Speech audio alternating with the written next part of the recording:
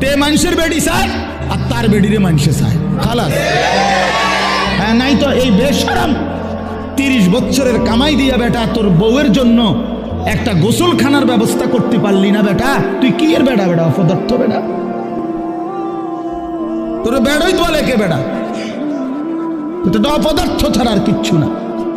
নিজের স্ত্রীর জন্য একটা, মেয়েটার জন্য একটা নিরাপদ গোসলের ব্যবস্থা করতে পারে নাই পর্দার ভিতরে, এরকম বেহায়া, এটা কেমন পুরুষ? এমন নির্লজ্জ পুরুষ হয় কেমনে মিয়া? এরকম বেগায়রত, আত্মমর্যাদাহীন। আমার স্ত্রী রাস্তার মানুষে দেখবো, তাহলে আমি জীবনের বাচ্চা থেকে কিনলাম।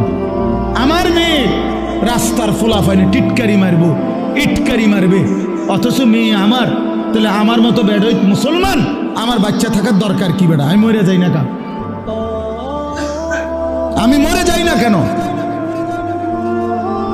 আমি পানিতে ডুবি না কেন?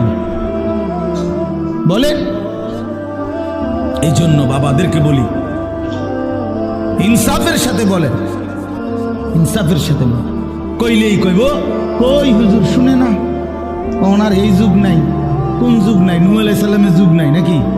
নূহ আলাইহিস সালামের যুগে তো মোড়ে শুনছে না, কথা বলেন না কেন? কয় না আগের এই যুগ না। কোন যুগ? নূহ আলাইহিস সালামের যুগ। ওই সময় দিয়ে কেউ ইমান আনছে না, অল্প কয়টা মানুষের নেই তো, তাইলে এমন তো তখন ভালো, কথা বলেন না।